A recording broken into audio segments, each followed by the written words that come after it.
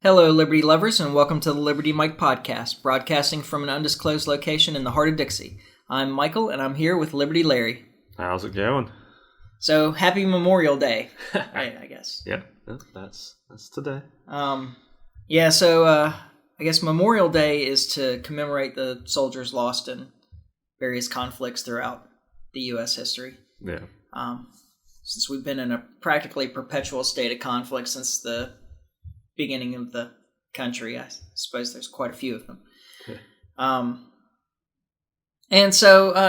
I certainly want to commemorate the people that lost their lives, even for the foolishness of our government. I think the best way to celebrate today would be to raise awareness about not creating more. Yeah, absolutely. I mean, I think that's really should be the theme of today. Yeah. Let's not have to memorialize anybody else. Let's just go ahead and bring our people home. Yep. There's an article, and another thing maybe to disseminate for any of you military men out there. There was an article written recently by Danny Sherson over at the anti-war site. He's a regular contributor there. He's a retired major and has turned anti-war activist. Activist? Sure, activist. Anyway, he wrote a really excellent article about... I just enjoy his writing style, actually, so I'm going to pretty much call all of his articles excellent. But he wrote an article about just reminding those that were still active military that the oath they took, and actually, there's no end to this, as any of them will tell you. The oath you take for life, right? Yeah. But the oath they took is to protect and defend the Constitution of the United States, not the war machine. Yeah, not the leaders, it's to protect and defend the Constitution of the United States. And since we haven't had a constitutional war since World War II, that it is well within their right to say, I'm not fighting for this until Congress declares it. Yeah. Oh, absolutely. So if they get sent to Iran or Venezuela or even those that are already in Afghanistan, Iraq, Syria, none of those are constitutional wars. So your oath is to protect and defend the Constitution, and the best way to do that right now is to say I'm not participating in any wars that aren't constitutional. Yeah. And end up in the brig. Yeah, but if you do it in mass. Yeah. Oh, I agree. I mean, I absolutely agree. I don't see it happening though. No, I don't either. But it's an article worth reading. Yeah. And there's certainly a point there. Oh, absolutely. So we're just drinking some rye whiskey today. It is. We're trying to go light because it's just after lunch on Memorial Day. We're doing an early show today. Yeah. And if I can't manage to edit it out, did not turn the air conditioner off today. Probably going to have to suffer through this in the summer. It's not going to turn off because it can't keep up with the temperature that I set. So I'm thinking that I can probably just remove it. The sound of it in post, but the noise reduction should do it. Yeah. I mean, it's a constant noise. It's not like it's going to stop. No, it's definitely not shutting down unless it shuts down, and then we get a much bigger problem. Then there's a whole other bag of problems. Yeah. But we're just going to have to do this in the summer here. It's almost 90 degrees outside, even though it's overcast, and my AC just can't keep up. And if we turned it off, it'd be 80 some degrees in here by the time we were done, and you'd never get that temperature back down. No, the temperature would stay there until the sun goes. Yeah, exactly. So we thought that, in light of Memorial Day, I guess, it wasn't really planned, but that we would talk about the Second Amendment, the right to keep and bear arms. And I suppose that we may as well just start by citing the Second Amendment, reading the Second Amendment. It is a well-regulated militia being necessary to the security of a free state. The right of the people to keep and bear arms shall not be infringed. There's a lot made of that first phrase. a well-regulated militia. Well, wasn't it part of George Washington's thing to not have a standing army? Well, it was, yeah, I mean, it was part of the country's ideal is to not have a standing army. Yeah. That you would be able to call people service to defend the states. Yeah. And, which that would be us. Oh, yeah, absolutely. So we would be the militia. Yeah. Well, the argument goes for the people that advocate gun control that they are referring to state-sponsored militia groups. Okay. And that since we are not part of a state-sponsored militia group, that we don't have the right to bear arms. Yeah. Now, one of the men who is considered one of the fathers of the Bill of Rights, is what's his name? Mason. George Mason? George Mason. Maybe. I don't know. I don't have an answer for you. I think that's correct. Anyway, he certainly advocated for this and said that the people were the militia. He said during the Virginia Ratifying Convention that the militia was the whole of people. Yeah. Like everybody was part of the militia. The citizenry was the militia. Yeah. And in that time, militias were private groups. They weren't state groups. They were not part of the government. Yeah. They were groups of people that banded together to defend communities and so forth. Yeah. Right, so, but the point is that, Noah Webster said, before a standing army can rule, the people must be disarmed. Yeah. Right. And that was the purpose of the Second Amendment as written by the Founding Fathers, is that the people would not be disarmed. So no standing army in the United States could be used to oppress the people or to enforce unjust laws. Absolutely. So that phrase is actually them just saying that in order for the people to be able to defend themselves effectively against their government, they have to be able to drill, to practice, and in order for them to be able to drill and practice and so forth, they have to be able to have firearms. Yeah. Doesn't it ever make you want to wish that they had just laid it out a little more clear than what they did? I mean, it was pretty clear. I mean, to me and you, it's absolutely clear, but it's definitely... Yeah.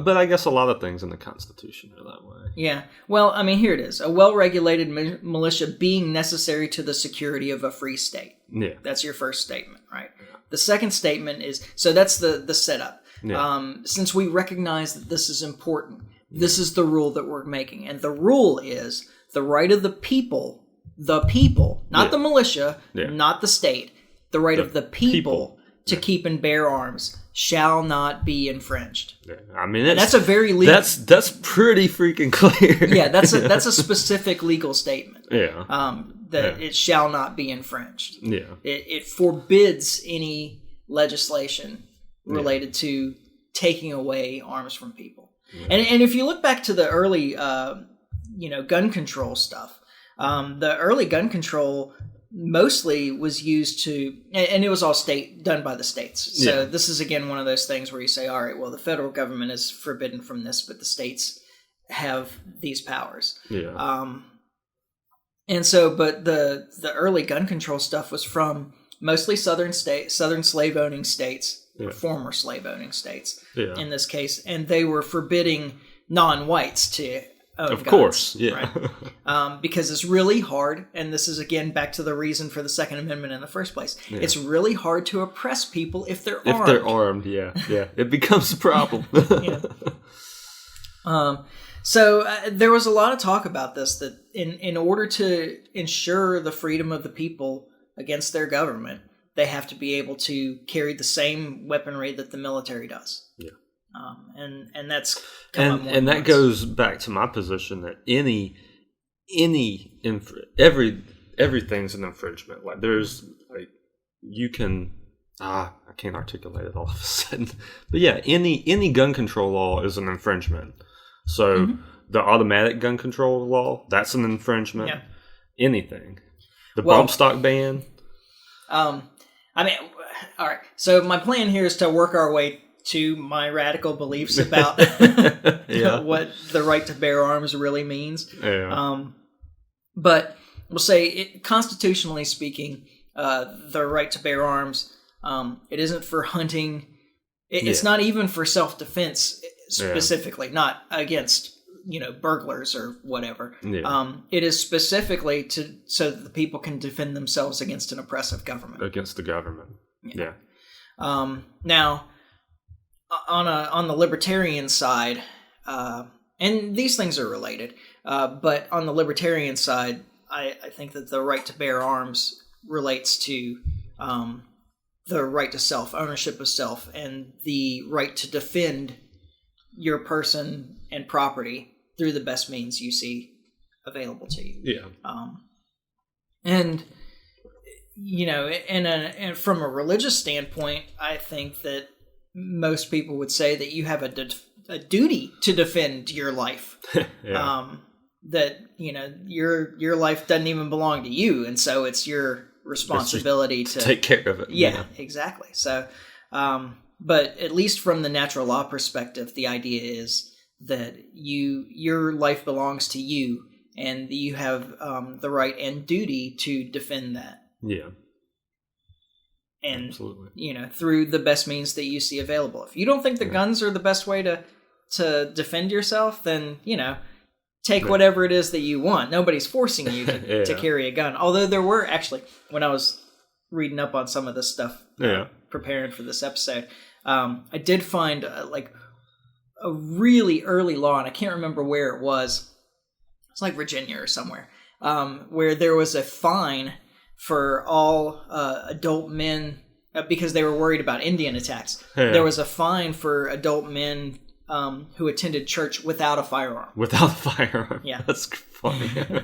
Well, I think there's some, I don't know, there's some states that have this. I'd have to look and see, but there's definitely some municipalities that have legislation that all adults must own a firearm. Yeah, all households. All households, yeah. Yeah. I lived near one of them in just outside of Atlanta. Really? Yeah. I mean, I think that's a good law, and even if it's not so much a law that's enforced, it's a good one to have on the books, because people are a lot less likely to break into a house that there's a strong chance there's at least one firearm in. Yeah. Well, and all these big shootings that have gone on over the last few years have all taken place in gun-free zones. Oh, yeah. Well, I mean, why would you not take advantage of that? Exactly. I mean... So every time I walk into the utilities office here where I pay for my water, right? Every time I walk into the utilities office, I laugh. They have a sign on the door. Mine has the same. Yeah, that says, for your safety and ours, firearms are prohibited in this building. Yeah. And I always think that that's funny. I'm like, who's that sign for? Yeah. Because... Me, the law-abiding citizen, if I've got my gun strapped to my ankle or whatever, I might go back to my car and put it back, put it in the glove box or whatever. Yeah. But somebody who's going in there with the intention of harming them is not going to say, "Oh, damn, no guns. Well, let me go back to my truck and get a crowbar instead." Yeah, right.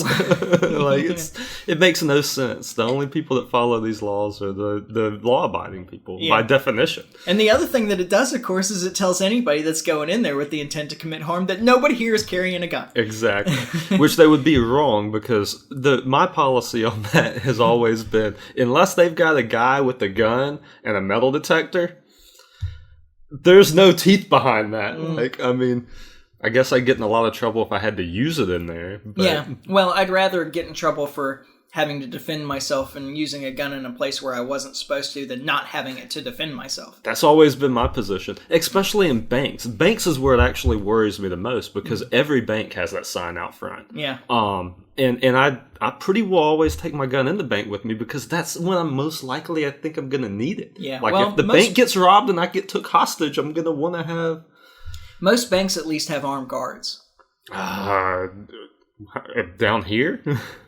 Well, I mean, maybe in some places. The banks I frequent here do not. I'll tell you straight up. At least they're not in the open. They might be there still. They may be there. There could be a security room. Yeah. You're right. They're definitely not out in the open. And I say that, but the bank we bank with for the store actually has a sheriff's department in the same building. So like there's guns around. Yeah. But Compass and some of the smaller banks that I privately bank with, I don't think have that. Yeah. Well, I'm 100% certain that the water department doesn't have an armed guard. So yeah. Yeah, and that one always kills me with the utility departments because it's like why is that even a thing here? Like there's not even a bunch of money or anything here. Yeah. Like I mean, this makes no sense. Well, they were trying to get back on track. Now I'm the one bringing us back on track. Hey, look at you.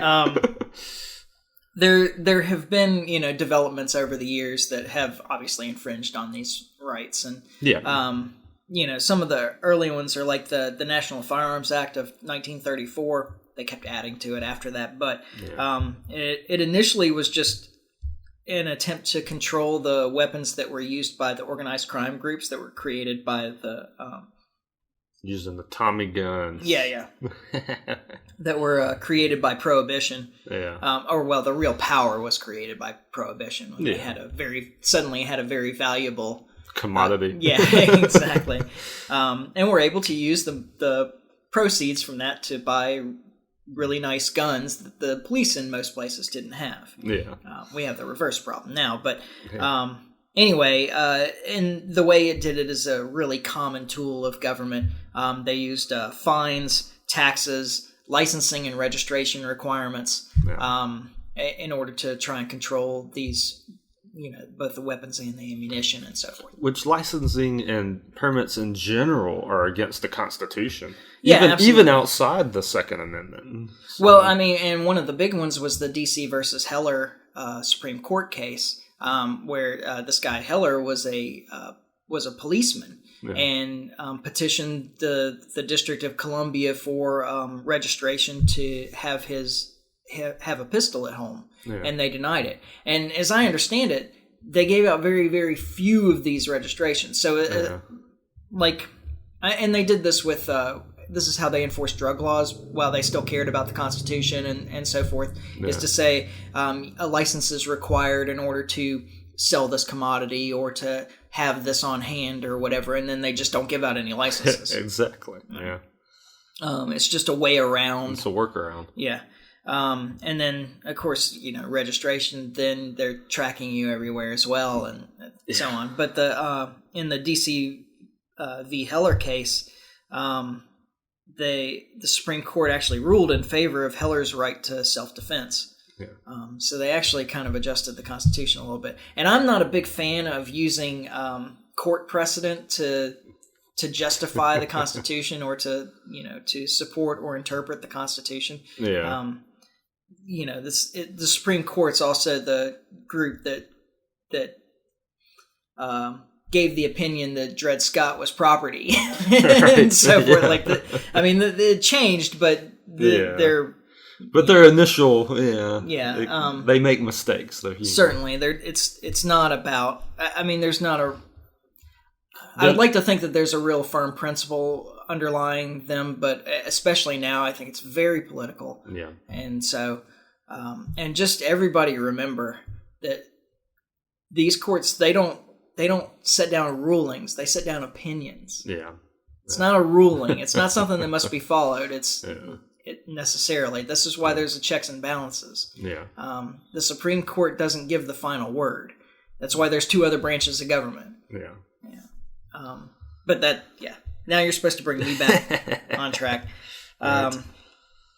But the Heller case was a big one. Yeah. That said that that he has a constitutional right to self-defense, and that the District of Columbia couldn't prevent him from exercising it. And they actually went so far as to, the rules in D.C. were that if you had a gun, if you managed to get one of these licenses, that you had to have trigger locks or have it disassembled. Oh, wow.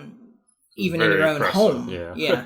And the court ruled that having his gun disassembled didn't make it useful for self-defense, and that since he had a right to self-defense, that he could keep his gun in one piece and without a trigger lock on it in his home. Nice. And then I would say, actually, like the next big one for me is really recent. I mean, there's like things going on in between, trying to regulating types of ammunition and so forth in response to various things that happened. There was the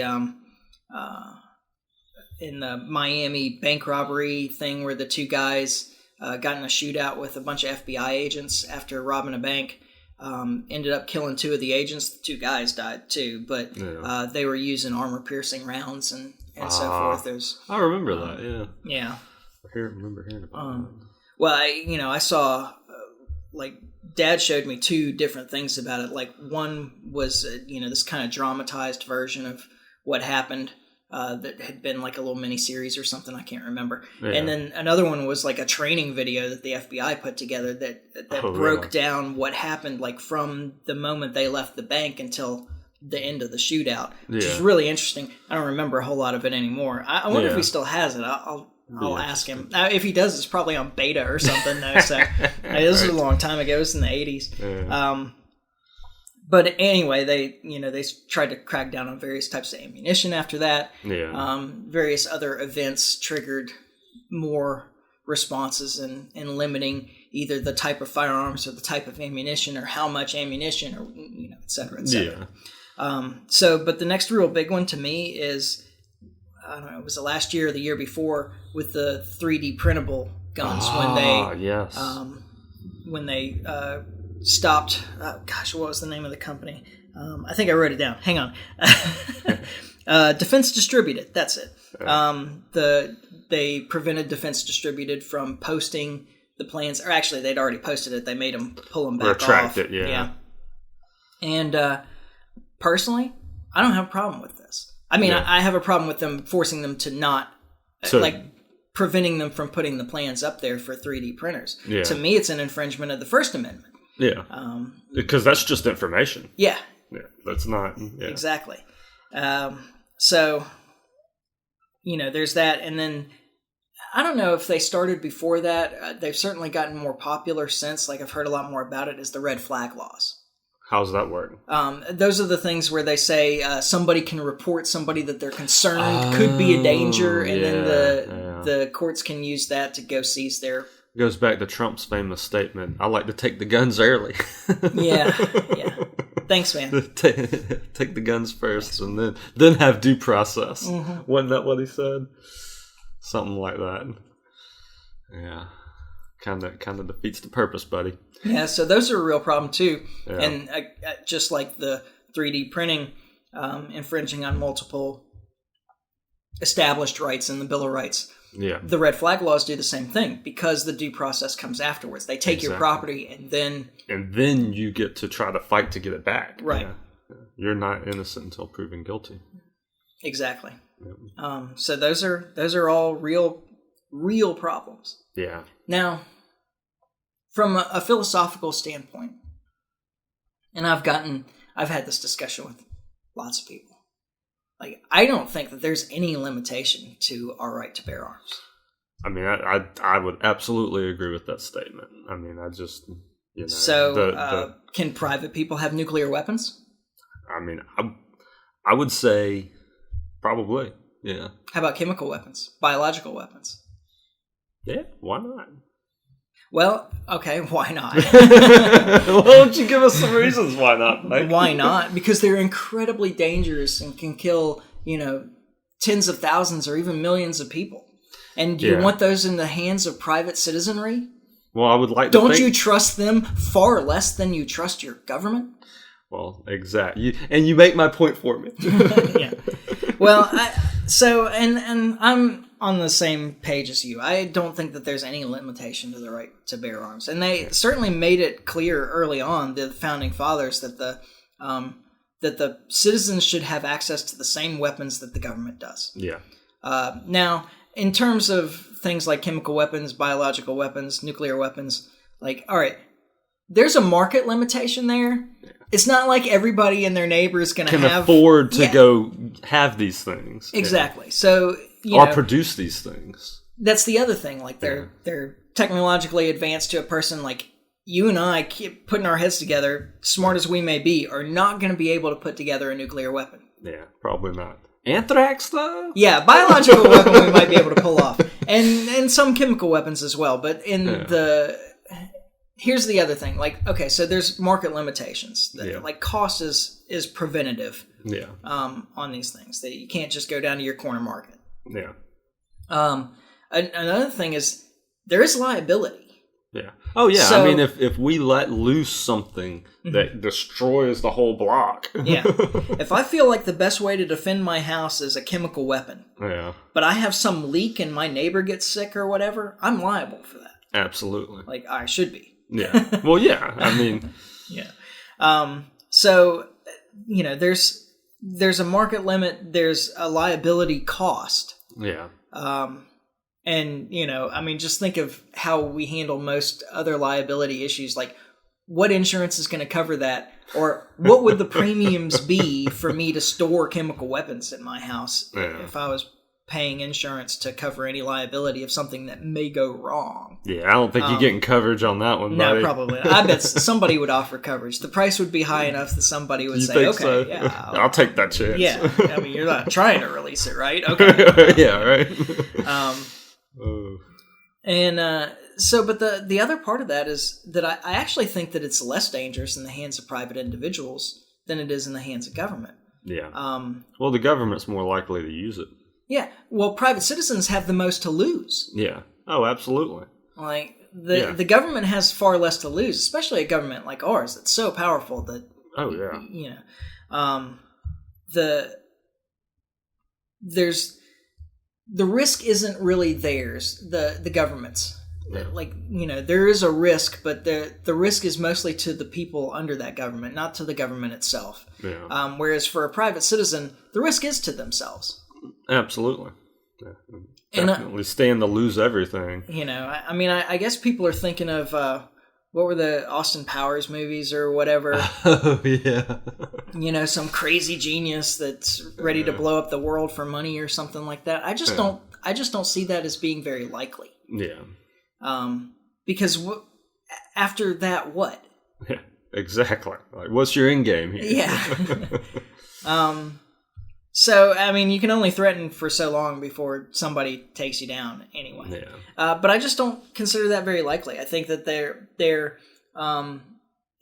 if these kinds of very wealthy people had chemical, biological, or nuclear weapons, they would have them in order to defend themselves in the same way that, like, North Korea is going to maintain nuclear weapons to defend themselves against another government. Yeah. I don't see private citizens really getting together and deciding that they're gonna nuke somebody for what?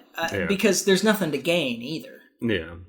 Right? Like, if you're a rich business or businessman, what do you have to gain from nuking something? Like, you don't get any resources out of it. Yeah, all right.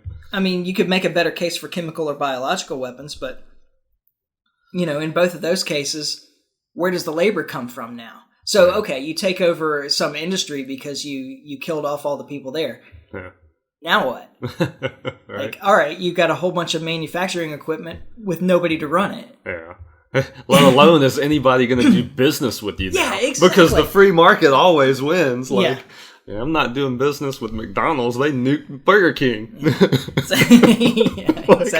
nuked the Burger King corporate office. There's no way I'm buying any McDonald's burgers. Besides, they make me sick 30 minutes later every time anyway. Exactly. So I don't think that there's any limitations to it. I think that there's plenty of forces that limit both availability and use of any of those things anyway. Yeah. And the people should have the right to bear the same weapons as the government that they're trying to defend themselves against. Period. Absolutely. I don't know what else to say about that. Okay, well, we may as well move to... all right, so one of the interesting things that I've found about doing this podcast is that it's not like people didn't ask me questions about politics and policy stuff before. Yeah. But, I mean, the people that I know, the people that I hang out with, do a lot more questioning me about politics and policy stuff than they did before we started this podcast. Yeah. Which I like. actually, because, I'm happy to talk about this stuff anytime. But I found it interesting that I get a lot more questions from the people that I did talk about, politics with from time to time. Now it's more of a focus than it was before. Yeah. So I was up at a shop the other night, and one of the guys up there was asking me a bunch of questions about corporate legislation or corporate influence on legislation. Yeah. And so we may as well take a few minutes and talk about this, because I think this is an interesting question that he had. Essentially, the question was, do you believe that corporations should be involved in crafting legislation? And to him, I said, I told him really that he was asking the wrong question. Yeah. So maybe that's not the best way to approach this. But so the answer from my perspective is no, I don't think that corporations should be involved in crafting legislation on their industry. Yeah. But I don't believe that the government should either. Well, that's just it. I mean, if you had a truly limited government, there would be no need for either of those things to occur, because you wouldn't need the massive amount of bureaucracy to regulate those industries. Yeah. And one of our points here, our principles, is free enterprise. Yeah. The reason that corporations are crafting legislation is because the legislators are in a position where they can use the power of government to pick winners and losers in the market. Yeah. If the government didn't have the power to pick winners and losers in the market, and I don't believe that they should. Yeah. If they didn't have that power, then you wouldn't have to worry about the question of whether corporations should be involved in legislation, because they wouldn't be crafting any legislation anyway. Exactly. Right? There would be no point in it. Yeah. And I certainly agree that I think this is a big part of our military machine. Yeah. Is that it's this massive wealth redistribution where they take money from the taxpayer, they take money from you and me, and then they send it to their corporate buddies at Raytheon or Boeing or Northrop Grumman or whoever. Name your group, to construct these things. And those companies spend millions of dollars on lobbying. Yeah. But they spend millions of dollars on lobbying because it gives them the opportunity. It'll pay off. Yeah, it gives them the opportunity to take your money by force through a proxy. Exactly.